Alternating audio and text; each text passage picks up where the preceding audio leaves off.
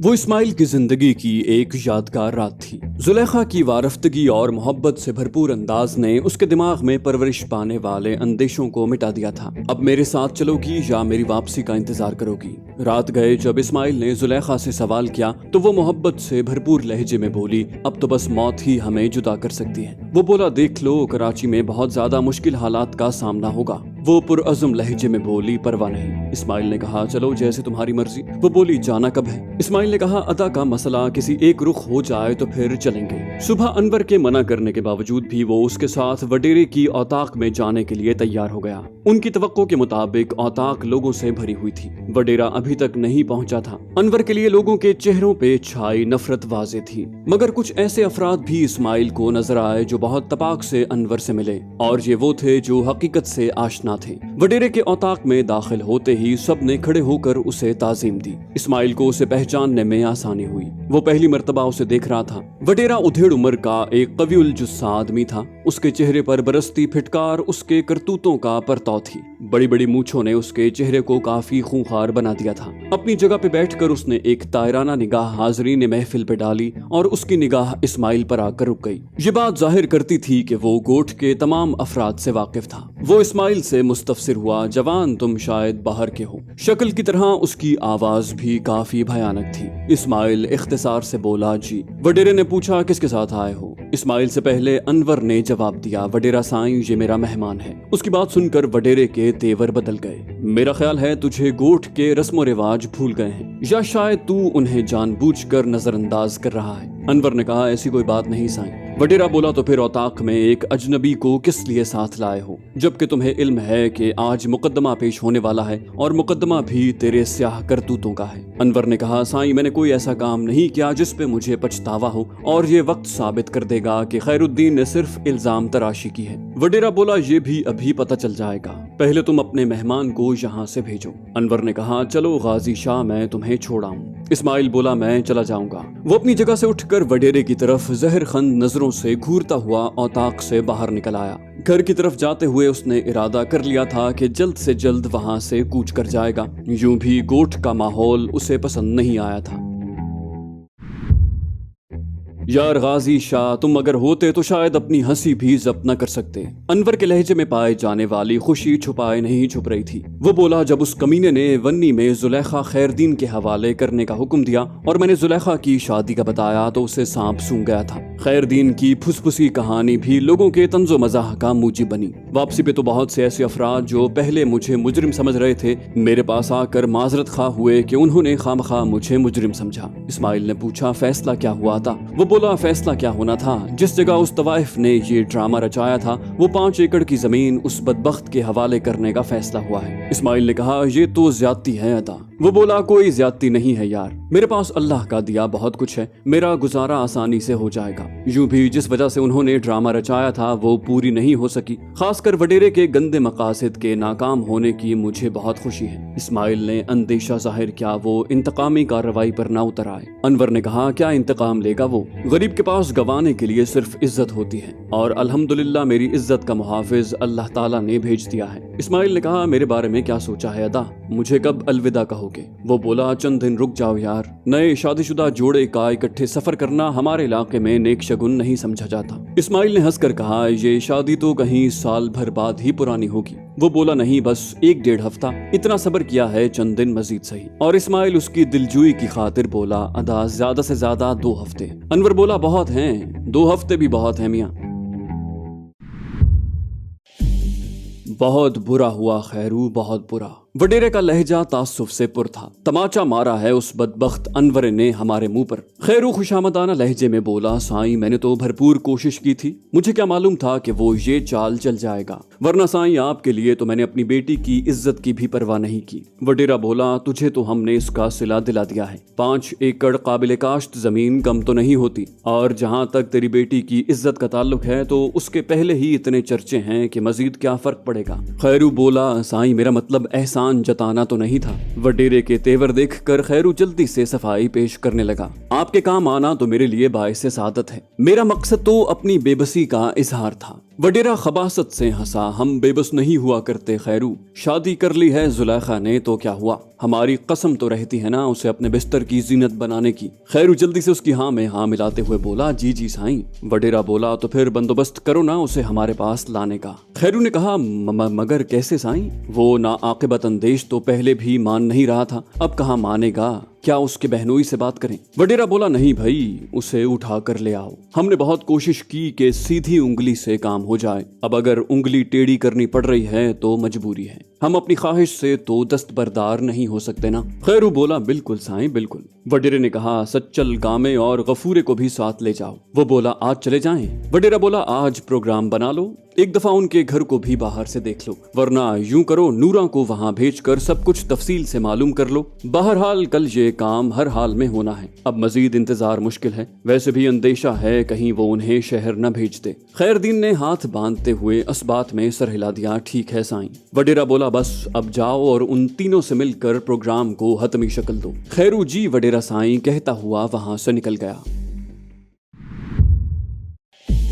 आतिफ इरफान की इत्तला पे आधे घंटे में ही जाए हादसा पर पहुंच गया। पुलिस ने हलाक होने वाले डॉक्टर की लाश उठा ली थी, अलबत्ता उसकी बाइक और उसके जिस्म से बहने वाला खून उसी तरह पड़ा था। इरफान उसे वहीं तमाशा देखने वाली अवाम में खड़ा नजर आया। आतिफ को देखते ही वो उसके करीब गया। दो बंदे थे सर, मोटरसाइकिल पर सवार थे। इलियास उनके पीछे ही गया है, बल्कि उसने उनकी रिहाइश गाह भी देख ली है। आतिफ ने कहा, हाँ मुझसे भी उसकी बात हो चुकी है, लेकिन मैंने सोचा जाए हादसा देखता चलूं। इरफान ने कहा, मैंने सब जायजा ले लिया है सर, यहाँ ऐसी कोई चीज नहीं जो हमारे काम की हो। आतिफ बोला, तो चलो फिर इलियास के पीछे चलते हैं। और इरफान फ्रंट सीट का दरवाजा खोलकर उसके साथ बैठ गया। गाड़ी आगे बढ़ाते हुए वो मुस्तफसिर हुआ, तुम यहाँ क्यों घूम रहे थे? इरफान बोला, सर हम एयरपोर्ट जाने के इरादे से निकले थे, हम दोनों भी बाइक पे थे, दोनों मुजरिम हमसे 20-25 गज आगे होंगे। मकतूल अपने क्लिनिक से गालिबन घर जाने के लिए निकला था, बमुश्किल अपनी मोटरसाइकिल ही स्टार्ट कर सका था कि कातिल की गोलियों का निशाना बन गया। मैंने इलियास को तो उनके ताक़ुब में भेज दिया है, अलबत्ता खुद मकतूल की मदद के लिए रुक गया था, लेकिन जब तक मैं उसके करीब पहुंचता वो हर किस्म की मदद से बेनियाज हो चुका था। आतिफ ने कहा, कत्ल की वजह पे आसपास के दुकानदारों ने कोई राय जनी की हो? इरफान बोला, मकतूल का ताल्लुक एक अकलियती फिरके से था, इक्का दुक्का दुकानदार इसे आशिकाने सहाबा ग्रुप की कार्रवाई समझ रहे हैं। आतिफ ने पूछा, तुम्हारा अपना ख्याल क्या है?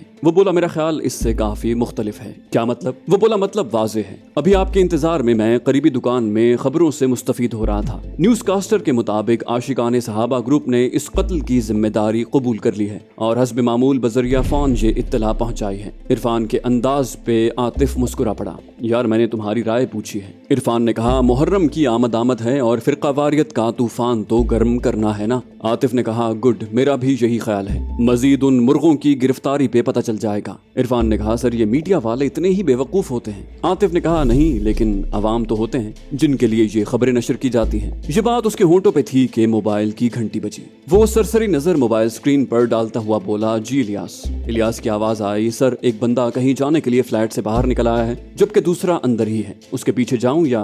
आतिफ ने कहा, हाँ उसके पीछे चले जाओ, दूसरे के लिए हम पहुंचने वाले हैं। ओके सर कहकर उसने फोन बंद कर दिया। थोड़ी देर बाद ही वो मतलूबा जगह पर पहुंच चुके थे। फ्लैट नंबर कौन सा है? इरफान जल्दी से बोला, दूसरी मंजिल, फ्लैट नंबर 15 सर। आतिफ ने इस बात में सर हिलाया। लोगों की आमद रफ्त जारी थी, इसलिए उन पे किसी को शक नहीं हो सकता था। इरफान ने कहा, मेरा ख्याल है इसको पकड़कर पूछगिछ के लिए ले चलते हैं, दूसरे के ताक़ुब में वैसे ही इलियास है, उसकी मदद के लिए इमरान को भेज देते हैं, दोनों उसको संभाल लेंगे। आतिफ मुख्तसरन बोला, ठीक है, इमरान को फोन कर दो। जैसे ही इरफान फोन करके फारिग हुआ, वो दोनों सीढ़ियों से ऊपर की जानिब बढ़ गए। 15 नंबर फ्लैट के सामने रुककर आतिफ ने दरवाजे की साइड पे लगा घंटी का बटन दबाया। इस दौरान इरफान दाएं बाएं का जायजा लेता रहा। दरवाजा खोलने वाली एक जवान औरत थी। जी? आतिफ को देखकर उसके चेहरे पर हैरानी के तासुरात जाहिर हुए। आतिफ ने जवाब देने के बजाय झपट कर उसे अपनी गिरफ्त में ले लिया। एक हाथ उसके होंठों पर रखना वो नहीं भूला था। उसका एक्शन मुकम्मल होते ही इरफान भी अंदर घुस गया। वो औरत काफी जानदार थी।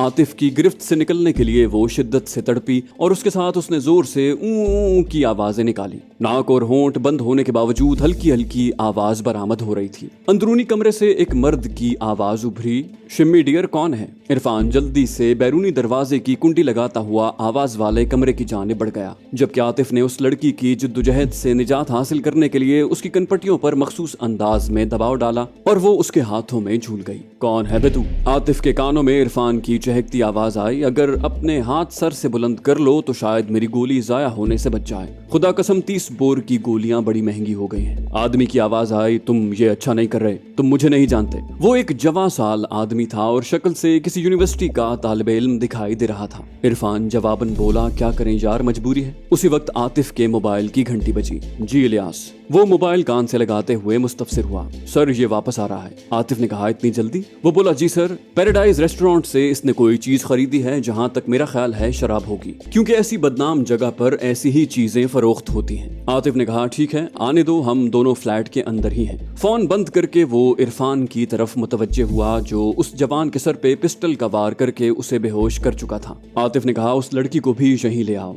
इरफान सर हिलाता हुआ बाहर निकल गया। दोनों के हाथ इरफान ने एक पतली सी रेशमी डोरी से उनकी पुश्त पर बांध दिए। तुम दूसरे कमरे की तलाशी लो। इरफान को कहते हुए आतिफ खुद उस आदमी की तरफ मुतवज्जे हुआ। उसकी जेब से एक लोडेड रिवॉल्वर और एक बड़ा चाकू, बटवा और मोबाइल वगैरह निकला। उसकी तलाशी लेकर आतिफ ने लड़की की सरसरी सी तलाशी ली और उसके बाद कमरे की छानबीन में मसरूफ हो गया। वो बमुश्किल तलाशी लेकर फारिग हुआ था कि इत्तलाई घंटी बजी। दोनों बड़ी तेजी से दरवाजे के करीब पहुंचे। आतिफ का इशारा पाकर इरफान ने दरवाजा खोला और इससे पहले कि आने वाला कुछ समझ पाता, इरफान ने उसे बाजू से पकड़कर अंदर घसीट लिया। कौन? ये अल्फाज उसके होंठों पर थे कि इरफान का भरपूर हाथ उसकी कनपटी पर पड़ा और वो वहीं ढेर हो गया। थोड़ी देर बाद वो तीनों उन्हें कंधों पर लादे सीढ़ियां उतर रहे थे। एक दो इस्तफसार करने वालों ने उनका सर्विस कार्ड देखते ही चुप साध ली। मेजर रोहित का जोरदार थप्पड़ उसके चेहरे पर पड़ा और वो लड़खड़ाता हुआ 2 कदम पीछे हो गया। उल्लू के पट्टे, किधर गई तेरी माँ? वो बोला, सर मुझे अंदाजा नहीं था कि वो यूं यकदम होटल छोड़कर चल पड़ेंगे। रोहित ने पूछा, तो क्या इससे पहले वो तुमसे डिस्कस करते फिर होटल छोड़ते? वो बोला, नहीं सर, मुझे उस वक्त टॉयलेट की हाजत हुई। मेजर रोहित ने कहा, मुझे झूठ और झूठे आदमी से नफरत है कन्या। वो बोलने लगा, सर वो मैं। रोहित बोला, हाँ सच बोल दो, तुम सो रहे थे और वो सवेरे सवेरे कूच कर गए। कन्या सर झुकाकर बोला, जी सर। रोहित बोला, रणधीर, तुमने उसकी निगरानी के लिए 2 आदमी क्यों नहीं मुकर्रर किए थे? मेजर रोहित का मुखातिब कुर्सी पे बैठा हुआ आदमी था जो पाशा के बाद कराची में रॉ का सीनियर एजेंट था। वो बोला, सर कोई इतना मुश्किल काम तो नहीं था। यूं भी हर 3 घंटों बाद उनकी बदली हो रही थी और बंदों की भी कमी थी। मेजर रोहित काफी बुलंद लहजे में बोला, मत घटिया बहानेबाजी करो। जवाबन रणधीर ने नदामत से सर झुका लिया। तुम्हारी इन्हीं कमियों से सीआई वाले फन्ने खान बने फिर रहे हैं। महाराज पाशा की मौत के बाद तुम लोगों ने कौन सा कारनामा सर अंजाम दिया है? महाराज की गिरफ्तारी में उसी पार्वती का हाथ था, वरना वो इस तरह कराची में दंदनाती न फिरती और तुम लोगों की बेवकूफी से वो गद्दार गुम हो गई। रणधीर बोला, सॉरी सर। रोहित ने कहा, तुम्हारी इस माजरत का मैं अचार डालूं? वो बोला, सर मैं अपने तमाम बंदे उसकी तलाश में लगा देता हूँ, हम जल्द ही उसे ढूंढ लेंगे। रोहित बोला, बेवकूफ, अब कराची की नकाब पोश खवातीन के नकाब उतारते फिरोगे? वो बोला, सर वो जिस लड़के के साथ थी उसे कन्या, मोहन और धर्मवीर अच्छी तरह पहचानते हैं। उसकी बात पे रोहित एक लम्हे खामोश रहा और फिर बोला, यूं करो, उन तीनों की मदद से उस लड़के की एक तस्वीर बनवा लो और तमाम आदमियों में तकसीम कर दो। उसके साथ जिस होटल में वो ठहरे थे वहाँ उन्होंने लाजमी अपना एड्रेस नोट करवाया होगा, वो भी मालूम कर लो। शायद नादानिस्तगी में उन्होंने अपना असल एड्रेस लिखवा दिया हो। वो बोला, ठीक है सर। रोहित ने कहा, ओके जाओ, मुझे जल्द से जल्द रिजल्ट चाहिए। और रणधीर नमस्ते के अंदाज में हाथ बांधता हुआ चल पड़ा। रोहित एक तरफ सर झुकाए खड़े कन्या से मुखातिब हुआ, तुम भी दफा हो जाओ। और इजाजत मिलते ही वो नमस्कार करते हुए तेजी से बाहर की तरफ लपका। मेजर रोहित की सख्त गिरी की जितनी दास्तानें वो सुन चुके थे, वो उनसे कुछ ज्यादा ही सख्त गिर था। इस्माइल जुलेखा से बोला, बत्ती तो बुझा दो। वो बोली, जलती रहे तो आपको क्या कह रही है? वो बोला, सोते वक्त मुझे रोशनी बिल्कुल अच्छी नहीं लगती। वो शोखी से बोली, तो सोते वक्त बुझा देना। इस्माइल ने कहा, 2 बजने वाले हैं, सोना किस टाइम है? वो बोली, इतनी जल्दी भी क्या है, सुबह कौन सा आपने काम पर जाना है? इस्माइल ने कहा, मतलब निकम्मे होने के ताने दे रहे हो? वो बोली, मैं भला आपको ताने दे सकती हूँ तो ये क्या था? वो बोली, आप भी ना बस। इस्माइल ने कहा, अच्छा ये चोंचले छोड़ दो, मुझे नींद आ रही है। वो बोली, कहते हैं जो टाइम मिल जाए उससे लुत्फानंदोज होना चाहिए, जिंदगी का क्या भरोसा। इस्माइल उसकी नाक को मरोड़ता हुआ बोला, जिंदगी इतनी जल्दी भी खत्म नहीं होती यार। वो मसनूई गुस्से से बोली, उफ, कितनी बार कहा है कि नाक को ना पकड़ा करो, कोका चुभता है। इस्माइल ने कहा तो मत पहना करो।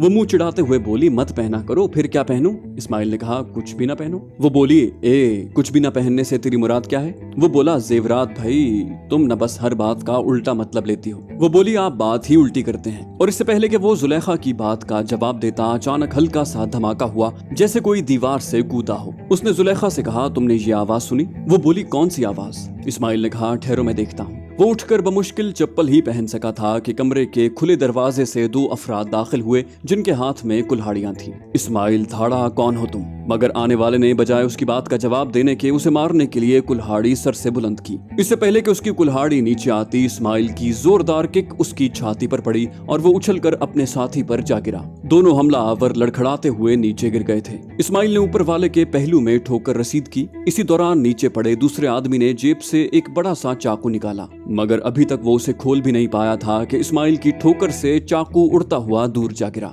इस्माइल ने झुककर उसको गिरबान से पकड़ा। उसी लम्हे खुले दरवाजे से एक और आदमी कुल्हाड़ी सर से बुलंद किए अंदर दाखिल हुआ। जुलेखा जो हक्का बक्का सारा हंगामा देखने में मसरूफ थी, जोर से पुकारी गाजी शाह। नीचे पड़ा शख्स भी अपने साथी को देखकर इस्माइल से लिपट गया। जुलेखा को और तो कुछ न सूझा, जल्दी से छलांग लगाकर इस्माइल के ऊपर गिर गई। उसका इस्माइल के बदन को ढांपना और कुल्हाड़ी वाले का इस्माइल पर वार करना एक ही लय में हो गया। जुलेखा के मुंह से तेज चीख निकली। कुल्हाड़ी का तेज फल उसके सर में उतरता चला गया। नीचे गिरा आदमी बुलंद आवाज से बोला ओए खैरू बेगैरता, छोरी मार दी। इस्माइल ने एक जोरदार घूंसा मारकर नीचे वाले आदमी के हाथ से अपना गिरबान आजाद करवाया और जुलेखा की तरफ मुतवज्जे हुआ, जिसके सर से खून फवारे की मानिंद उबल रहा था।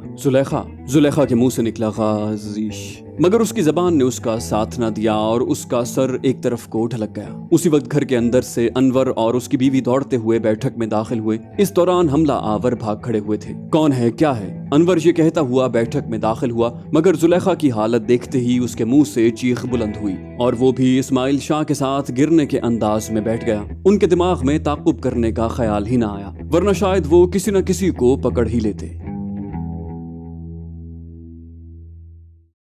तो दोस्तों ये थी हमारी आज की एपिसोड। उम्मीद करते हैं आपको हमारी कहानी पसंद आई होगी। जाने से पहले इस वीडियो को लाइक कीजिए और शेयर करना मत भूलिए।